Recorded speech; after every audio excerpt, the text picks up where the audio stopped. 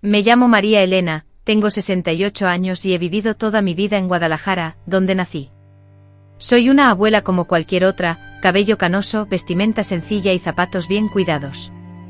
Pero detrás de estas arrugas se esconde una historia que pocos conocen, una historia que he guardado durante décadas y que hoy, finalmente, me atrevo a compartir con todos ustedes que me están viendo a través de esta pantalla. Antes de comenzar, me gustaría pedirles algo especial, por favor, suscríbanse al canal y denle me gusta a este vídeo, ya que eso nos ayuda mucho a seguir compartiendo estas historias reales. Historias de mujeres mexicanas que vivieron experiencias que nadie debería sufrir.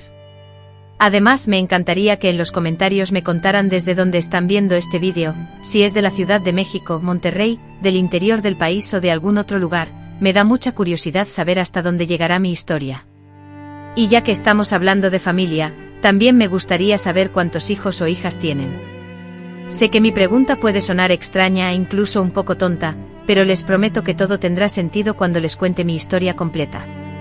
Por favor, anímense a responder en los comentarios, no se cohíban. Quiero saber cuántos hijos les ha dado Dios a ustedes, 1, 2, 5, o tal vez todavía no tienen ninguno. Leo todos y cada uno de los comentarios, así que no se preocupen. Ahora, permítanme empezar desde el principio. Nací en 1956 en una humilde casa ubicada en el barrio de Santa Teresita, aquí en Guadalajara. Nunca tuve el placer de conocer a mi padre. Mi madre, doña Concepción, siempre evitaba el tema cuando le preguntaba por él. Solamente me decía que se había ido antes de que yo naciera y que no valía la pena hablar de un hombre que abandona a una mujer embarazada. Con el paso del tiempo dejé de insistir en el tema. Quien realmente me crió fue mi abuelo, el padre de mi madre. Don Antonio era un hombre de carácter fuerte, de esos que imponían respeto y hasta un poco de miedo con solo su mirada. Trabajaba como albañil y era el único que aportaba dinero a la casa. Por esa razón, su palabra era ley. Nadie se atrevía a contradecir a don Antonio, ni siquiera mi madre ni mi abuela, quien falleció cuando yo tenía aproximadamente 8 años, ni mucho menos yo. Así era la vida en esa casa. En la habitación que daba a la calle, mi abuelo dormía solo. En la del medio mi madre y yo compartíamos una cama individual, y al fondo, en un pequeño cuarto trasero, funcionaba una bodega repleta de herramientas viejas de mi abuelo y otros objetos en desuso. A pesar de las circunstancias, mi infancia no fue del todo mala. Asistí a la escuela primaria pública, ubicada a poca distancia de nuestra casa, hasta 4º grado. Sin embargo, mi abuelo interrumpió mi educación, argumentando que las mujeres no requerían muchos estudios y que su deber era aprender a cuidar del hogar. Mi madre intentó oponerse, pero recibió una bofetada cuyo sonido aún perdura en mi memoria. A partir de ese momento el tema quedó zanjado. A los 14 años ya dominaba todas las tareas domésticas, cocinaba, lavaba, planchaba y cosía. Mi abuelo, satisfecho, afirmaba que me estaba volviendo hacendosa y que pronto podría casarme y dejar aquella casa, algo que anhelaba con todas mis fuerzas. Aunque no solía recurrir a la violencia física, su mirada y su tono de voz tenían el poder de hacerme sentir insignificante e inútil. Todo esto ocurrió en una fiesta de San Juan. Recién cumplidos los 16 años, mi vida cambió al conocer a José Carlos.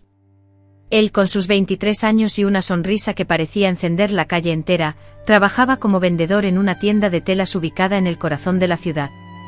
Esa noche en una fiesta bailamos sin parar y al amanecer, me pidió una nueva cita. Mi corazón dio un vuelco.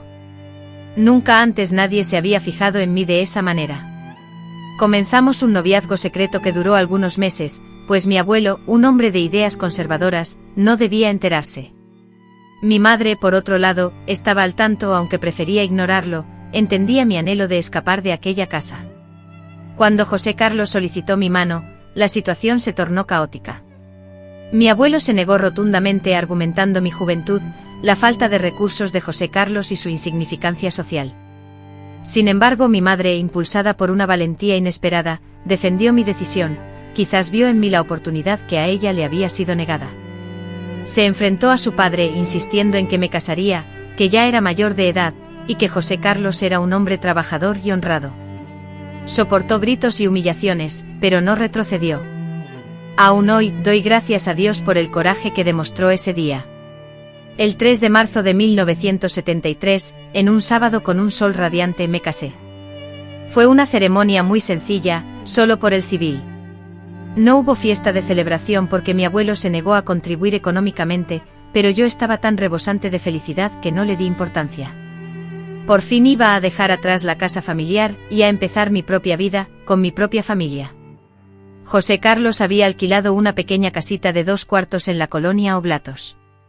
Era modesta con el baño afuera, pero era nuestra, solo nuestra. Los primeros meses de matrimonio fueron como vivir en el paraíso. Podía despertar a la hora que me apeteciera, cocinar lo que se me antojara y conversar libremente sin temor a ser reprendida. José Carlos era un hombre cariñoso que me trataba como a una reina. No teníamos grandes lujos materiales, pero teníamos paz, y eso valía más que cualquier fortuna. Pero la vida es así, ¿verdad? Justo cuando crees que todo va a la perfección, llega la tormenta. Después de unos 7 meses de casada, comencé a sentirme mal. Tenía náuseas matutinas, mareos y mucho sueño. Cuando mi madre vino a visitarme, no dudó en preguntarme: ¿estás embarazada, hija? Fui al centro de salud y confirmaron mi embarazo. Estaba embarazada, esperando un bebé. La felicidad que sentí en ese momento era indescriptible. Siempre había soñado con ser madre, desde niña, hasta los 13 años, jugaba con muñecas y fantaseaba con la idea de tener un hijo de verdad. Ahora, ese anhelo se haría realidad. José Carlos, mi pareja, se puso eufórico al saberlo. Me cargó y me dio vueltas por toda la casa. Comenzamos a hacer planes para el futuro, él buscaría un aumento en su trabajo y empezaríamos a ahorrar para comprar la cuna, la ropita y todo lo necesario para el bebé. Decidimos que si era niño, se llamaría José Carlos Jr., y si era niña, Ana María, en honor a la madre de José Carlos, quien ya había fallecido. El problema surgió cuando mi abuelo se enteró de mi embarazo. Mi madre, sin querer, se lo contó en una conversación. Él reaccionó con furia y un domingo por la mañana, apareció en mi casa, golpeando la puerta desesperadamente. Al abrir, entró empujándome y gritando: «¿Estás pensando en parir hijo tras hijo para que yo los mantenga?». En aquel instante, no comprendí por qué mi abuelo actuaba como si yo ya no viviera con él, pero luego me lo explicó con furia, escupiendo las palabras en mi rostro. Me dijo que José Carlos no ganaba lo suficiente para mantener la casa, y mucho menos a un hijo. Afirmó que cuando la situación se complicara, algo que según él era inevitable, tendríamos que regresar a su casa, y él no estaba dispuesto a mantener a más personas. «Ya los crié a ti y a tu madre a mis expensas. No voy a criar también a mis nietos», sentenció. Intenté discutir, explicarle que nos estábamos arreglando, que José Carlos conseguiría un aumento, que nos esforzaríamos, pero no me escuchó. Salió dando un portazo y gritando que ya vería que los hijos daban muchos gastos y que acabaríamos en la calle. Pasé el resto del día llorando desconsoladamente. José Carlos intentó consolarme, diciendo que mi abuelo estaba exagerando y que podríamos criar a nuestro hijo con dignidad. Sin embargo, en lo más profundo de mi ser, una pequeña semilla de miedo comenzó a germinar, y si mi abuelo tenía razón, y si no lo lográbamos, con el paso de los meses, mi vientre se hacía más grande. Al cumplir 5 meses de embarazo, supimos con alegría que esperábamos una niña, a la que llamaríamos Ana María, tal como habíamos decidido. José Carlos logró conseguir horas extra en el trabajo, y así comenzamos a ahorrar un poco de dinero. Compramos una cuna de segunda mano, pero en perfectas condiciones. Mi madre se dedicó a coser tierna ropita para la bebé. Todo parecía marchar a la perfección. En ese tiempo mi abuelo se ausentó por varios meses, sin dar señales de vida ni dejar mensajes. Creí que, por fin, había aceptado la situación, pero debí recordar que la calma de la víbora precede siempre a su ataque. Al llegar al 8º mes de gestación, me sentía enorme. Cada movimiento, caminar o dormir, se hacía más difícil. José Carlos salía a trabajar temprano y regresaba muy tarde. Yo me quedaba sola todo el día, solo con mi creciente panza y mis propios pensamientos. Fue en una de esas tardes solitarias cuando mi abuelo reapareció. Yo estaba recostada en el sillón descansando con las piernas hinchadas, cuando escuché el sonido de golpes en la puerta. Pensé que se trataba de mi madre, que venía a visitarme. Con dificultad me levanté y me dirigí a abrir. Era él. «Necesito hablar contigo, tu comportamiento de hoy me desconcertó». No estabas gritando ni insultando, sino que te mostrabas inusualmente tranquilo, demasiado sereno. Esa calma forzada me produjo escalofríos, pero te permití entrar. Te sentaste en la silla de la cocina y te quedaste mirándome fijamente con esos ojos pequeños y penetrantes. Me dijiste que aún estaba a tiempo de arreglar algo. ¿Arreglar qué, abuelo?, pregunté. Me respondiste que esta situación, refiriéndote al embarazo. Luego mencionaste que conocías mujeres que recurrían a prácticas como el aborto. En ese momento me levanté de un salto, a pesar de mi avanzado estado de gestación. «¿Estás loco?», te increpé. «Mi hija nacerá, sí o sí, y tú no tienes nada que ver en esto». Fue entonces cuando tu expresión cambió drásticamente. Tu rostro se enrojeció, las venas de tu cuello se hincharon y saltaron. Te levantaste de la silla y avanzaste hacia mí, con una furia incontrolable. «Malagradecida. Ya verás, después no vengas llorando pidiendo ayuda», me gritaste antes de salir azotando la puerta. Me quedé temblando, tanto de miedo como de rabia. ¿Cómo te atrevías a sugerir algo así? Mi hija, mi Ana María, iba a nacer y ser muy amada, sin importar los sacrificios que tuviera que hacer. Los días siguientes estuvieron cargados de tensión. Mi abuelo, que había desaparecido sin dejar rastro, me aterrorizaba. Vivía sumida en el miedo, temiendo sus posibles acciones, anticipando cualquier desgracia que pudiera ocurrir. Le conté a José Carlos sobre su repentina visita, y la noticia lo enfureció. Estaba decidido a buscarlo y exigirle explicaciones, pero le rogué que no lo hiciera. Conocía a mi abuelo y sabía que cuando se sentía contrariado, era capaz de cualquier cosa. Fue un jueves por la mañana, José Carlos ya había salido a trabajar, como todos los días, cuando ocurrió la tragedia que transformó mi vida para siempre. Sin embargo, esa parte de la historia la reservo para el próximo capítulo, ya que aún me duele demasiado recordar, aún siento la herida sangrando en mi interior. Por ahora, solo puedo decirles que mi sueño de ser madre, de tener a mi pequeña Ana María en mis brazos, de construir la familia que tanto anhelaba, se derrumbó por completo ese día. Cómo sucedió y qué pasó después, tendrán que esperar para descubrirlo. Recuerdo ese día como si fuera ayer, jueves 15 de septiembre de 1973, con 8 meses y medio de embarazo, me desperté con un dolor inusual en la espalda, diferente a los malestares habituales del embarazo, mientras José Carlos ya se encontraba en su trabajo. Eran aproximadamente las 6:30 de la mañana. Con pesadez en el vientre me incorporé lentamente. Ana María, que esa mañana se movía más de lo habitual, parecía inquieta. Buscando calmarme, me dirigí a la cocina para preparar un té de manzanilla. Justo en ese momento escuché el golpe en la puerta, y mi corazón se aceleró.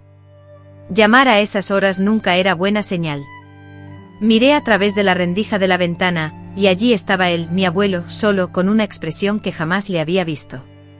«Abre la puerta, María Elena», dijo con una voz extraña, no un grito, pero con algo que me heló la sangre. Lentamente abrí la puerta, presintiendo que algo terrible estaba por suceder. Entró sin pedir permiso, observando el entorno como para asegurarse de que estuviera vacío. Luego se me plantó enfrente con los ojos enrojecidos y un fuerte olor a tequila, a pesar de ser temprano. «Hoy se acaba esto», sentenció. «¿Qué se acaba, abuelo? No entiendo. Esta payasada del bebé. Ya te avisé que no voy a mantener a nadie más». No quisiste oír por las buenas. Antes de que pudiera reaccionar, me empujó haciéndome caer de espaldas en el sillón, sintiendo un dolor agudo en el vientre por el impacto. Intenté incorporarme, pero él me sujetó con fuerza de los hombros. «Abuelo, por favor, no hagas esto. Soy tu bisnieta», le supliqué. «Bisnieta ni que nada, eres otra boca más que alimentar», respondió con desdén. Lo que ocurrió después, Dios mío, aún hoy me resulta un tormento narrarlo. Tomó el trapeador que estaba apoyado tras la puerta. Instintivamente intenté proteger mi vientre con mis manos. Traté de escapar, pero con 8 meses de embarazo, la agilidad es un recuerdo lejano. El primer golpe impactó mi espalda, el segundo mis piernas. Gritaba e imploraba, pero él actuaba como una bestia, con la mirada perdida y la respiración entrecortada. Caí al suelo y me acurruqué en posición fetal, protegiendo a mi hija. «Por favor, abuelo», mi hija, repetía con desesperación. Él continuaba golpeando con el palo del trapeador, donde alcanzaba. La espalda, los brazos, las piernas fueron el blanco de sus golpes. Cada impacto era como una puñalada, aunque el dolor físico palidecía ante el miedo por Ana María. En un arrebato desesperado, logré arrastrarme hasta la cocina. Sobre el fregadero vi un cuchillo, no para atacar, sino para defenderme. Al verlo, su ira se intensificó. Me arrebató el cuchillo de la mano y lo lanzó lejos. «Ahora sí vas a aprender a respetarme», me dijo con voz amenazante. Fue entonces cuando hizo lo impensable, me agarró del pelo y me arrastró de vuelta a la sala. Sentí una calidez líquida que corría por mis piernas. Era sangre. Dios mío, sangre. Abuelo, estoy sangrando. El bebé balbuceé, pero parecía no escucharme, o peor aún, parecía precisamente eso lo que deseaba. No entraré en detalles de lo que ocurrió después, hay cosas que incluso después de 40 años, me es imposible relatar. Pero me obligó allí mismo, en el suelo de mi casa, embarazada de 8 meses y sangrando. Ahora si vas a perder a esa criatura, sentenciaba. Cuando finalmente terminó, se levantó, se acomodó la ropa como si nada hubiera ocurrido. Me dejó allí encogida en el suelo, llorando, sangrando con dolores que parecían desgarrarme por dentro. Si se lo cuentas a alguien, vuelvo y termino el trabajo, me advirtió. Salió y cerró la puerta. Me quedé allí no sé cuánto tiempo, minutos, horas.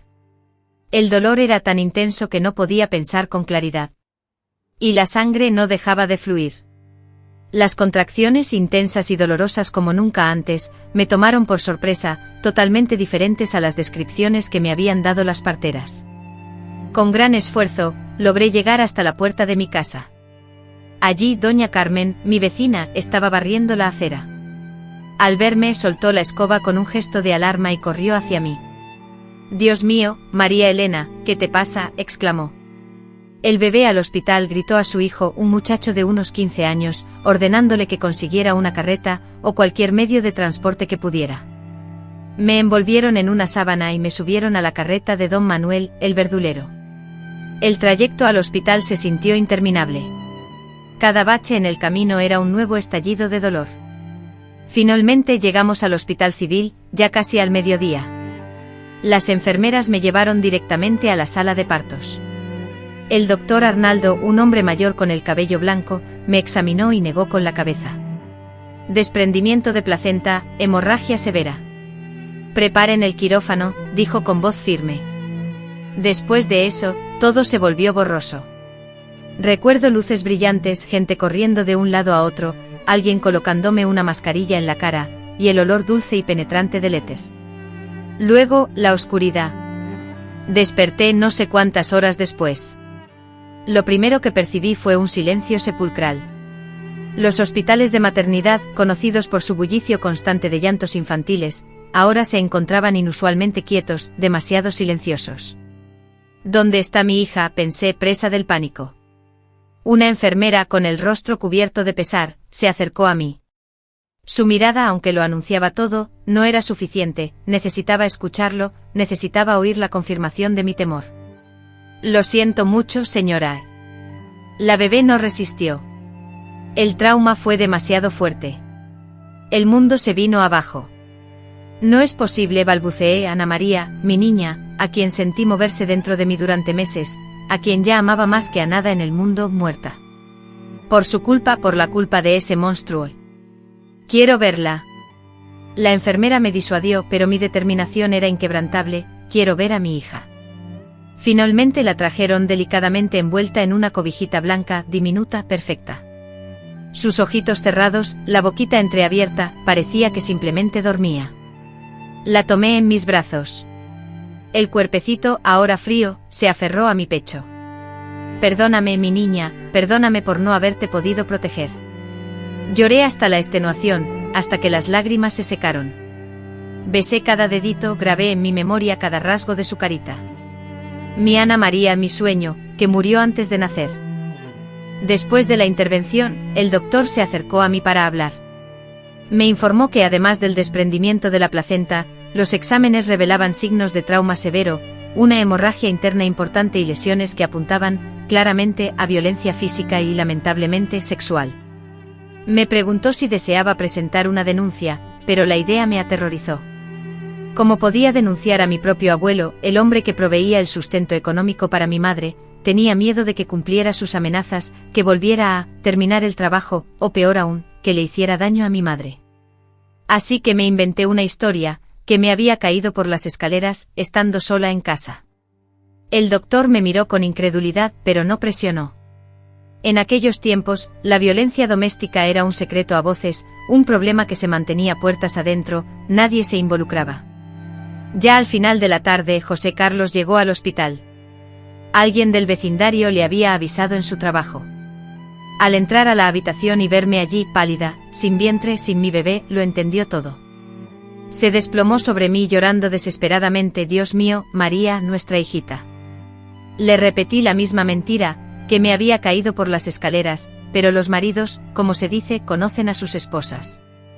Él vio en mis ojos la verdad, que ocultaba algo más, aunque tampoco quiso indagar. No en ese instante, 2 días después de la pérdida de Ana María, la sepultamos en un pequeño ataúd blanco en el panteón de Mezquitán. Asistió muy poca gente al entierro. Mi madre estuvo presente, pero permaneció distante, alejada de la ceremonia. Mi abuelo, en cambio, ni siquiera se dignó a aparecer. Cuando el ataúd fue bajado a la tierra, José Carlos tuvo que sostenerme para evitar que me desplomara. Regresé a casa con el alma hecha pedazos. El cuarto que habíamos preparado con tanta ilusión para el bebé se convirtió en una sombra, un espectro, la cuna vacía, la ropita infantil, todo allí, recordándome constantemente lo que había perdido, lo que la vida me había arrebatado. Las semanas siguientes fueron una nebulosa. Dejé de comer, de dormir, de hablar, pasaba los días postrada en la cama, clavando la mirada en el techo. José Carlos intentaba consolarme, pero ¿cómo se supera un dolor tan profundo? Fue un domingo, 3 semanas después del entierro, cuando todo dio un giro inesperado. José Carlos había salido a comprar tortillas. Yo estaba sola, acurrucada en la cobija, cuando él, sin previo aviso, llegó. Mi abuelo entró en la casa como si fuera el dueño, sin anunciar su llegada. Se sentó en la misma silla que siempre ocupaba. Me observó con esa expresión impasible, como si no tuviera ninguna culpa. Ya había pasado.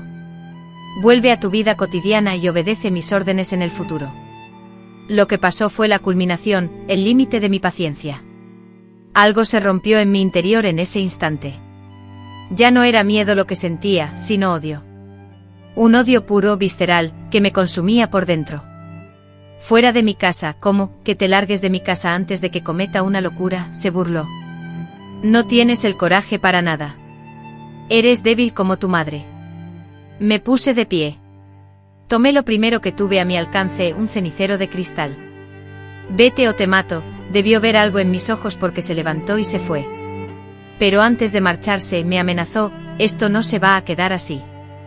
Cuando José Carlos regresó, me encontró sentada en el suelo, temblando con el cenicero aún en la mano. Fue entonces cuando le conté todo, cada detalle, cada horror que había vivido. Vi su rostro cambiar mientras hablaba, pasando de la sorpresa al horror, y del horror a la furia. Lo voy a matar. No, José, no quiero que te encierren. Entonces, ¿qué hacemos? Lo dejamos así, y fue en ese momento cuando la idea comenzó a gestarse. No sé si fue idea suya o mía, quizás de los dos. Esa tarde, sentados en el frío suelo de nuestra cocina, con el aroma a café aún en el aire, comenzamos a forjar un plan que marcaría un antes y un después en nuestras vidas. La idea era clara: una venganza meticulosamente elaborada, una que le hiciera sentir en su propia piel el dolor que yo había sufrido. Después de un silencio tenso, José Carlos rompió la calma: conozco a unos tipos, gente con contactos, capaces de hacer cualquier trabajo sucio por dinero. La falta de recursos económicos no nos detuvo, vendemos lo que tengamos, pido prestado, pero esto no se va a quedar así. Fue así como germinó el plan que nos llevaría a transformarnos, a demostrarle a mi abuelo que cada acción conlleva una consecuencia, y que la justicia, a veces, no sigue los caminos legales. Pero ¿cómo se materializaría ese plan? ¿Quiénes eran esos individuos que José Carlos conocía? ¿Y qué ocurrió después de tomar esa decisión? Lo más difícil fue reunir la fuerza para salir de la cama, porque durante semanas, tras la muerte de mi amada Ana María, me había sumergido en la tristeza, atrapado entre 4 paredes, sin ganas de nada. Sin embargo, la visita de mi abuelo con su mirada burlona, fue el detonante que lo cambió todo. La tristeza se transformó en ira, y esa ira se convirtió en la fuerza que lo impulsaba. José Carlos comenzó a desaparecer por las noches, justo después de salir del trabajo. Regresaba a casa muy tarde, siempre en silencio. Cuando le preguntaba a dónde había ido, simplemente respondía que estaba resolviendo unas cosas. Yo sabía que en realidad estaba buscando a las personas indicadas para nuestro plan. Transcurrió casi un mes entero hasta que un día, por fin, llegó a casa con noticias. Era viernes, a principios de noviembre. Entró sigilosamente, cerró la puerta con cuidado y se sentó a mi lado. «Ya los encontré», dijo. «¿A quiénes encontraste, José Carlos?», pregunté. «A los tipos», respondió. «Pero no va a ser barato». Entonces me explicó que había contactado a unos hombres por medio de un compañero de trabajo. Eran personas que se dedicaban a hacer trabajos sucios para comerciantes, cobrando deudas y resolviendo problemas. El líder se llamaba Toño Cabeza. Un nombre extraño, pero José Carlos insistió en que era mejor no preguntar el porqué. «¿Cuánto piden?», le pregunté. 3.000 pesos, contestó. Era una suma exorbitante. José Carlos ganaba apenas 300 pesos al mes. Me quedé en silencio, sumando y restando mentalmente. Teníamos algunos ahorros, pero ni de lejos llegábamos a esa cantidad. De repente dije: voy a vender mis joyas. La cadena de oro que mi madrina me regaló, junto con los aretes que usé el día de mi boda, no importaban. María, son solo recuerdos, pero ¿qué recuerdo puede ser más valioso que obtener justicia para nuestra hija? Al día siguiente, nos dirigimos al centro de la ciudad y vendimos todo lo que poseía algún valor, mis joyas, el reloj de pulsera que José Carlos recibió de su padre e incluso el radio de la sala. Conseguimos 100, todavía nos faltaba la mitad del dinero. Fue entonces cuando José Carlos propuso pedir prestado a don Moreira, el dueño de la tienda donde trabajaba. Inventó que necesitaba el dinero para una cirugía mía, una complicación del parto.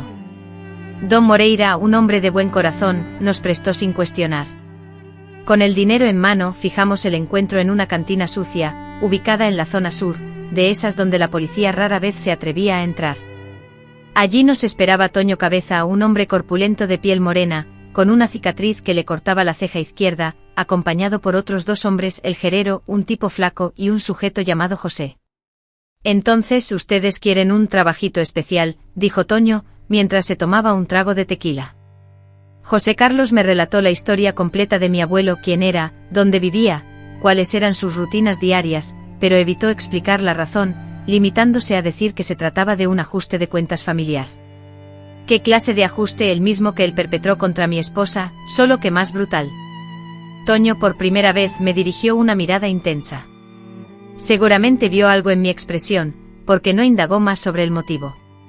¿Cuánto tiempo necesitaba? 1 semana. Quiero que esté fuera de circulación por 1 semana. Y después, lo liberan. Pero que regrese sabiendo que fuimos nosotros. Toño se rascó la barbilla pensativo. Necesitamos 3.500 y 500 adicionales para cubrir gastos. Habíamos acordado 3.000. Quedamos en un trabajo sencillo. Esto es un trabajo especial.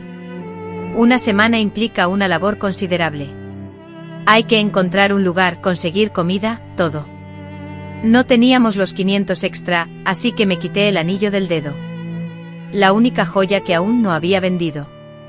Lo coloqué sobre la mesa. Vale 600. Quédese con el cambio. José Carlos me miró asombrado. El anillo de matrimonio era sagrado para mí, pero nada era más sagrado que vengar a mi hija. Toño tomó el anillo, lo inspeccionó cuidadosamente y lo guardó en su bolsillo. Trato hecho. ¿Cuándo ocurrirá? El próximo jueves. Saldrá de su casa a las 5 de la mañana para ir a trabajar. Debemos esperarlo en la esquina de Federalismo y Javier Mina. Como podemos identificarlo, mi abuelo me lo describió, es bajo de estatura, delgado, con poco pelo canoso y un bigote fino. Cojea de la pierna izquierda debido a un accidente antiguo. Alguna otra característica importante: siempre lleva una cadena con la imagen de la Virgen de Guadalupe en el cuello, nunca se la quita. Toño anotó todos los detalles en un trozo de papel de estraza. Jueves a las 5 de la mañana. Dentro de 1 semana, recibiremos noticias. Salimos de la cantina con las piernas temblorosas. Ya estaba decidido, no había marcha atrás. Durante el trayecto a casa, José Carlos me apretó la mano con fuerza y me preguntó, ¿estás segura de esto? Él fue quien mató a nuestra hija, merece mucho más que una semana de sufrimiento.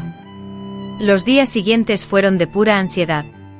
No lograba dormir bien imaginando cómo sería, qué le harían, si cumplirían lo acordado, si la policía los descubriría. Finalmente llegó el jueves. Nos despertamos a las 4 de la mañana, aunque ninguno de los dos había dormido realmente. Desde la ventana, con la calle aún sumida en la oscuridad, nos mantuvimos vigilantes. A las 5 en punto detectamos sombras que se movían furtivamente en la esquina. Luego la calma, un silencio absoluto.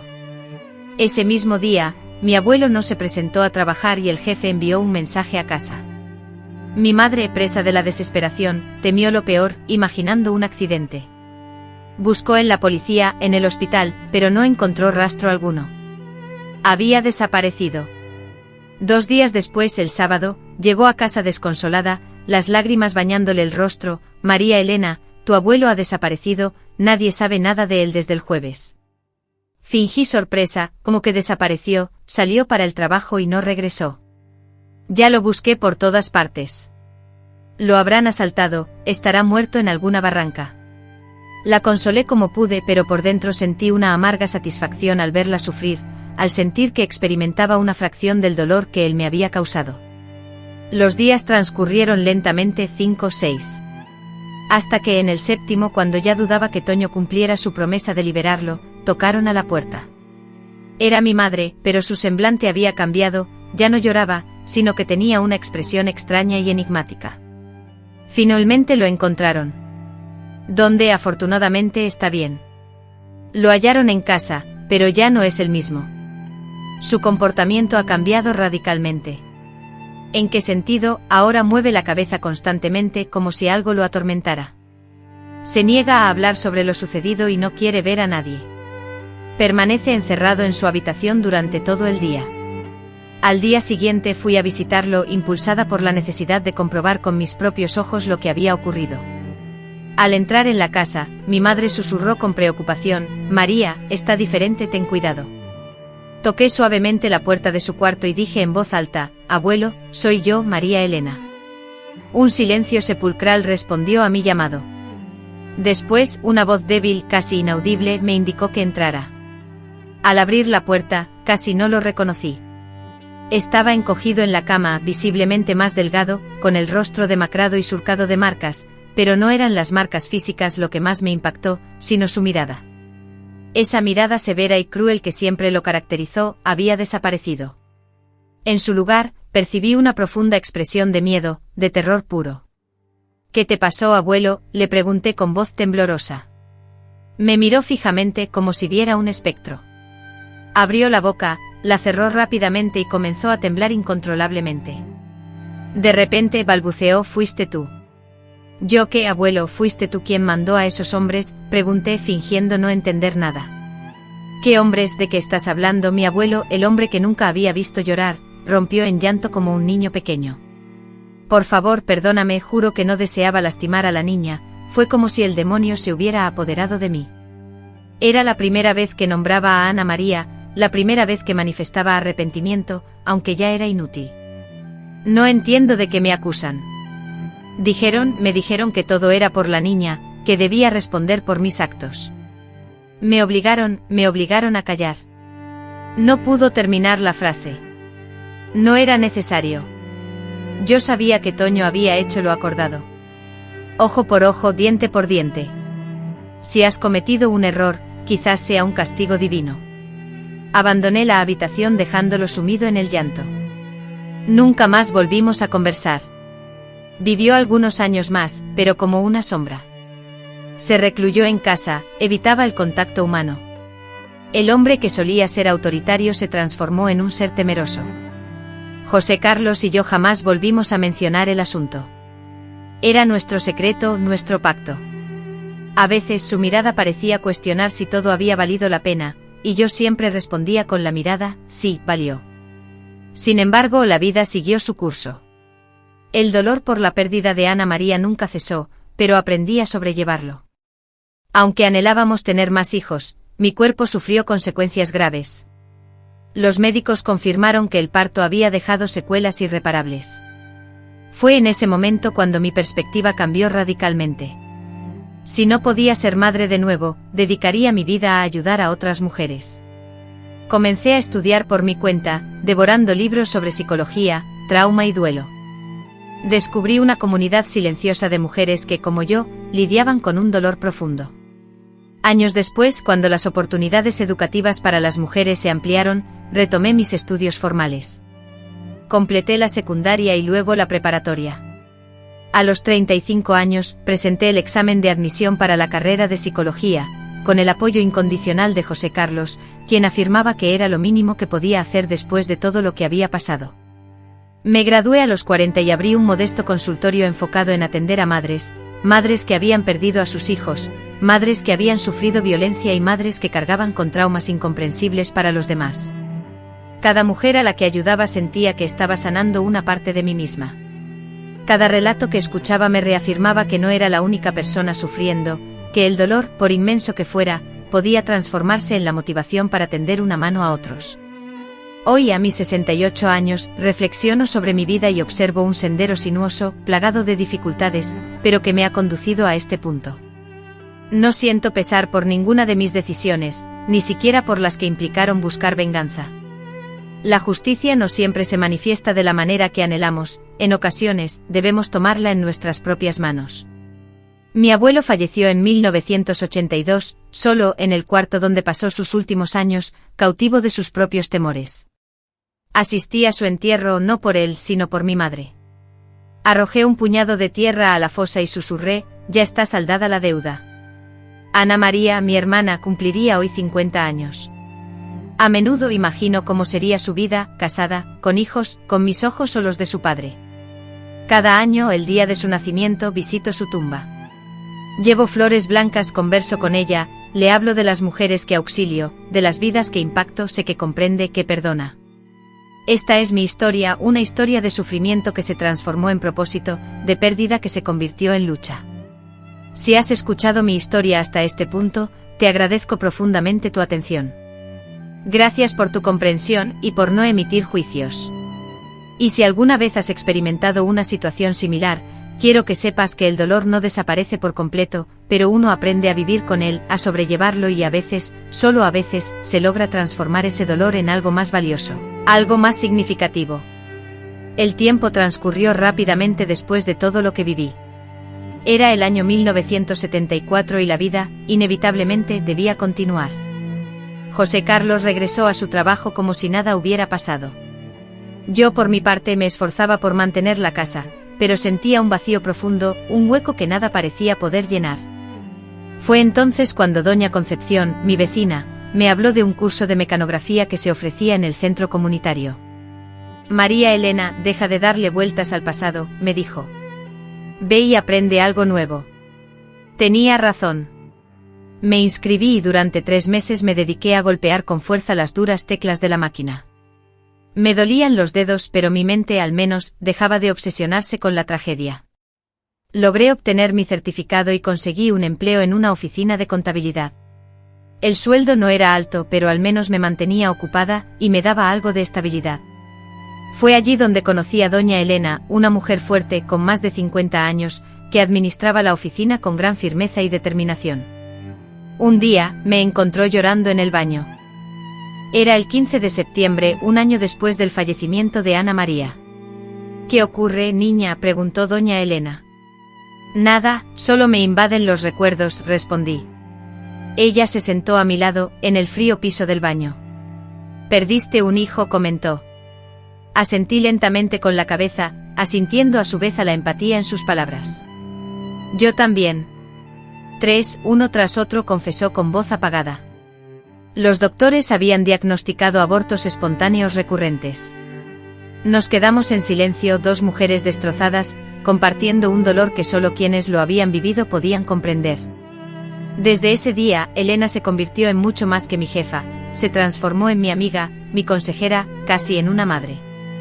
Un día, me confesó, ¿sabes qué me salvó? Ayudar a otras mujeres. Me contó sobre un grupo en la iglesia del Carmen, formado por mujeres que habían sufrido la pérdida de sus bebés. Se reunían, platicaban y lloraban juntas.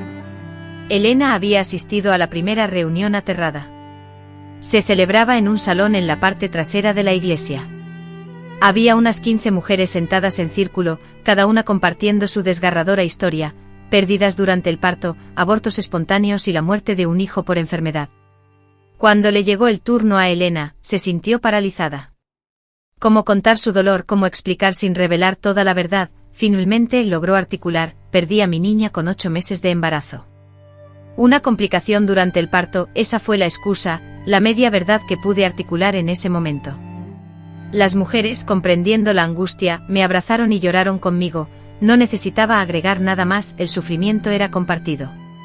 Comencé a asistir a las reuniones semanales y descubrí que escuchar resultaba tan sanador como expresar mis propias vivencias.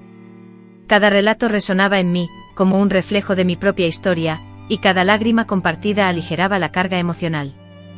Fue en una de esas reuniones donde conocí a la hermana Teresa, una joven monja de unos 30 años que coordinaba el grupo.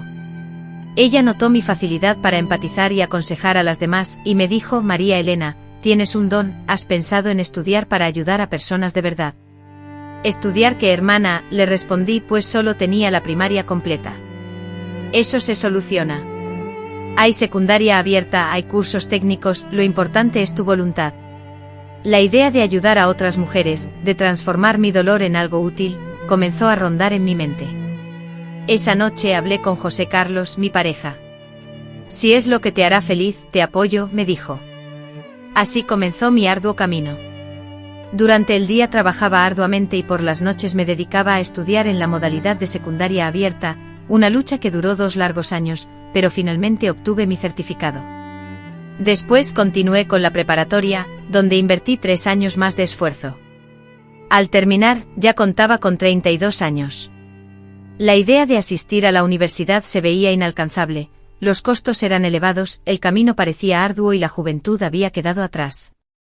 Sin embargo, Elena, quien se convirtió en una figura casi maternal, me instó persistentemente: haz el examen de admisión, niña, a ver qué pasa. Me sumergí en el estudio con fervor. Las matemáticas eran mi mayor temor, pero José Carlos me brindaba su apoyo incondicional. Biología, español, historia, todos los conocimientos se iban integrando a mi mente gradualmente.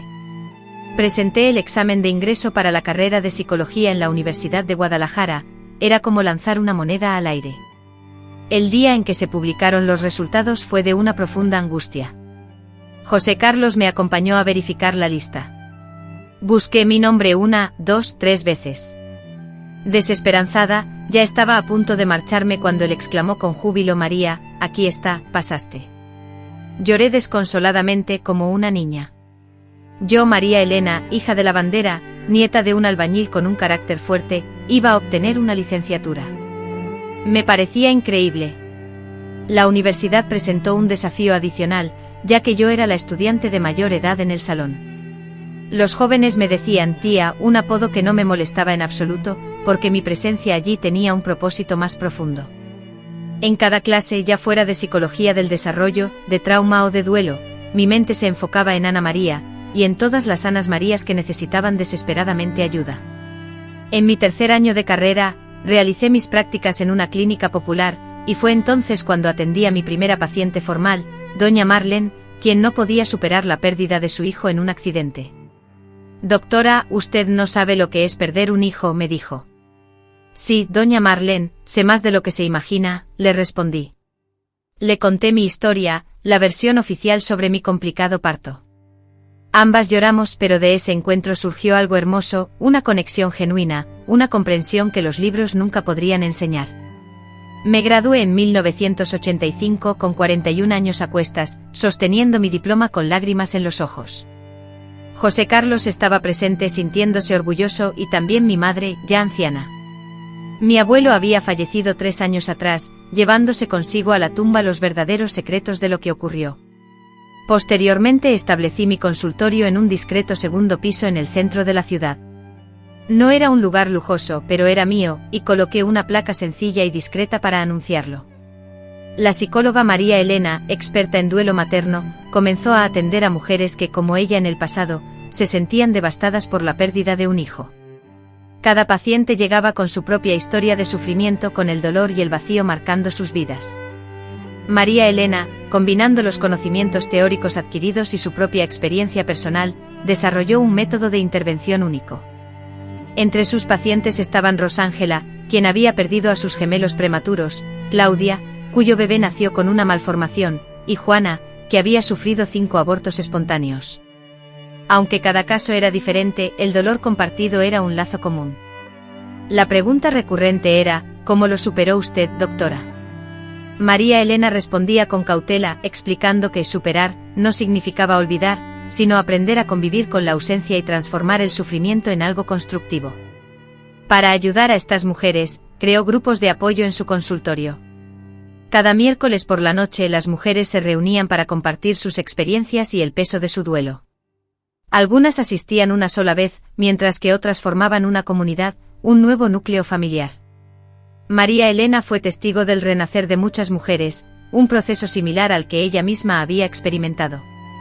En 1990, recibió una invitación para dar una conferencia sobre duelo materno y resignificación en un congreso de psicología en la Ciudad de México. Temblé de nervios antes de mi primera conferencia. Debía hablar frente a doctores graduados de las universidades más prestigiosas, un escenario intimidante. José Carlos, mi gran apoyo, me animó con una frase que me quedó grabada: ve allá y demuestra que la experiencia vivida vale más que un diploma brillante. La conferencia, para mi sorpresa, fue un éxito rotundo. Hablé con el corazón en la mano, sin utilizar tecnicismos ni palabras complicadas. Compartí casos reales sin revelar nombres, pero mostrando que detrás de cada teoría había una mujer real sufriendo y sintiendo dolor. Después de esa conferencia, las invitaciones se multiplicaron, hospitales solicitaban mis talleres y universidades me pedían impartir clases. Me convertí en una figura de referencia en el ámbito del duelo materno. ¿Quién lo hubiera imaginado? En 1995 publiqué mi primer libro, Cuando la cuna queda vacía, que se convirtió en un bestseller en su categoría. Mujeres de todo México me escribían para expresar su agradecimiento, compartir sus propias historias y solicitar ayuda. Fue entonces cuando decidí expandirme, entrené a otras psicólogas en mi método, abriendo sucursales en diversas ciudades, no por ambición económica, sino para poder llegar a más mujeres necesitadas. Cada profesional capacitada era una multiplicadora de esperanza. José Carlos siempre me brindó su apoyo incondicional en cada paso. Ella me acompañaba a los congresos médicos, me sostenía tomándome la mano en los momentos de angustia y dificultad. Nuestro matrimonio se forjó y se fortaleció sobre la base de la adversidad que enfrentamos. Aunque no tuvimos más hijos biológicos, incontables mujeres a lo largo de los años se convirtieron en hijas de mi corazón y de mi práctica médica. En el año 2000, recibí el doctorado honoris causa de la Universidad de Guadalajara, un reconocimiento inesperado para mí, que apenas había cursado la primaria, y que ahora era llamada doctora de verdad. En la solemne ceremonia, dediqué ese título a Ana María, mi hija, quien vivió solo unas pocas horas, pero cuyo legado, paradójicamente, salvó la vida de miles de personas. Era una verdad absoluta: cada mujer que lograba ayudar, cada madre que encontraba consuelo y paz en mi consulta, era un homenaje a ella. Mi niña, que no llegó a vivir, se transformó en el ángel protector de muchas otras. Hoy, a mis 68 años, contemplo mi consultorio repleto de diplomas, fotografías con mis pacientes y cartas de agradecimiento. Este no es el futuro que imaginé a los 16 años, cuando estaba embarazada y llena de sueños juveniles. Sin embargo, es un futuro mejor, infinitamente mejor. El dolor por la pérdida de mi hija no se ha ido, nunca se va del todo, pero se convirtió en una herramienta de trabajo, en un instrumento de curación. Aquello que parecía una maldición se transformó en una bendición. Con frecuencia voy a la tumba de Ana María, le llevo flores frescas, y paso un tiempo hablando con ella. Le comparto las historias de las mujeres a las que he ayudado, las vidas que he logrado cambiar. Siento profundamente que me escucha, que me entiende y que me perdona. Mi abuelo, en cambio, falleció sin nunca revelar el sufrimiento que aquellos hombres le causaron. Se llevó ese trauma a la tumba, similar a como yo estuve a punto de hacer con el mío. La gran diferencia es que él murió prisionero del miedo, mientras que yo he vivido para transformar ese miedo en una fuente de fortaleza. Si alguien me preguntara si todo este camino ha valido la pena, respondería sin dudarlo ni un instante.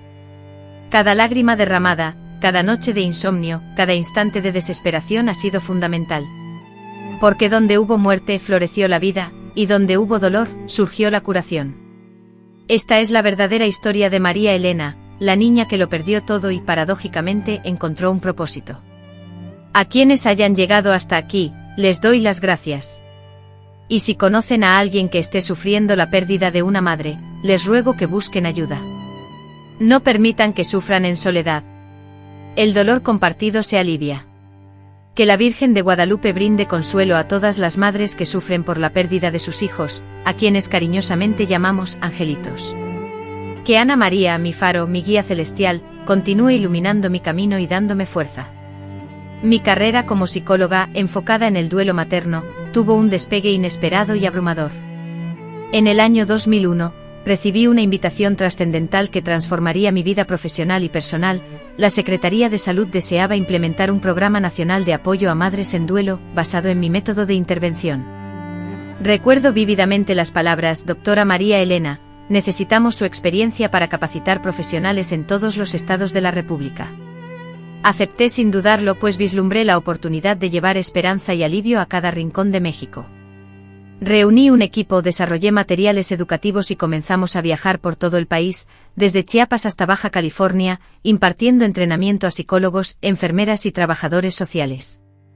En cada ciudad las historias de dolor se repetían y multiplicaban, mujeres que sufrían solas, sin apoyo familiar ni social, incomprendidas en su dolor. Muchas de ellas, al igual que yo en el pasado, eran víctimas de violencia que culminó en la pérdida de sus hijos. Sin embargo, en ese tiempo, así como en mi juventud, estos casos se ocultaban bajo el silencio y la indiferencia. En una capacitación en Oaxaca, me crucé con Concepción, una joven de 22 años. Su mirada reflejaba un dolor profundo, acababa de perder a su bebé, consecuencia de una golpiza propinada por su marido en estado de ebriedad. Su historia, trágicamente similar a la mía, me obligó a abandonar el salón para tomar aire. Entre sollozos, Concepción confesó su temor a tener que mantener otra boca. Trabajé codo a codo con ella durante varias semanas. En sus ojos vi reflejada a la joven que yo había sido, pero esta vez contaba con las herramientas necesarias para ayudar: conocimiento, experiencia y recursos. Juntas logramos proporcionarle apoyo legal, un refugio seguro y tratamiento psicológico exhaustivo. Presenciar la recuperación de Concepción fue como asistir a mi propio renacimiento. No solo superó su trauma, sino que decidió estudiar psicología. Hoy, es una de mis colaboradoras más comprometidas. En 2005 fundé la Fundación Ana María, llamada así en honor a mi hija, quien no vivió, pero cuya muerte inspiró mi misión de ayudar a otras mujeres. La fundación ofrecía apoyo integral, psicológico, legal y social, todo aquello que a mí me había faltado. José Carlos jugó un papel crucial en esta labor. Una vez jubilado, José Carlos, con la dedicación que siempre lo caracterizó, asumió el cargo de tesorero de la fundación. Administraba las finanzas con el mismo afecto y esmero con que me había cuidado a mí durante todos esos años. A menudo lo veía ensimismado contemplando la fotografía de Ana María que conservábamos en la oficina principal. Él solía comentar que de haber seguido sus estudios, ella también habría sido psicóloga, y yo compartía esa certeza. La fundación prosperó notablemente, conseguimos respaldo de empresas, apoyo presupuestario del gobierno y donaciones provenientes de organizaciones internacionales. En tan solo 5 años, logramos establecer sedes en 10 capitales diferentes. Cada una de esas sedes representaba un auténtico faro de esperanza para mujeres que se encontraban en situaciones desesperadas, aunque el trabajo arduo comenzaba a pasar factura. En el año 2010, José Carlos sufrió un infarto. Aunque logró sobrevivir, su salud quedó delicada. Fue entonces cuando me vi en la obligación de disminuir mi ritmo de trabajo y dedicarme a cuidarlo, tal y como él había hecho conmigo en el pasado. En ese momento comprendí que había llegado el momento de preparar a las personas que le sucederían en la dirección. Seleccioné a 5 mujeres excepcionales.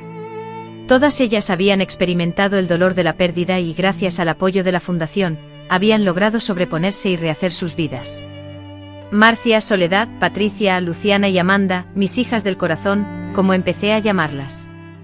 Durante 2 años me dediqué a instruirlas personalmente no solo en las técnicas terapéuticas que debían dominar, sino también, y lo que consideraba igual de importante, en la compasión y la empatía necesarias para este delicado trabajo. Cada una de ellas asumió la dirección de una regional de la Fundación, lo que nos permitió ampliar significativamente nuestra área de influencia. En el año 2015 sufrí la pérdida de José Carlos, quien falleció inesperadamente a causa de un infarto fulminante.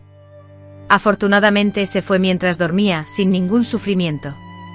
En el velorio vi llegar a cientos de mujeres, todas ellas deseosas de expresar su gratitud al hombre que había hecho posible mi trabajo. Sin su apoyo usted no habría salvado mi vida, me dijo una de ellas. Y era cierto.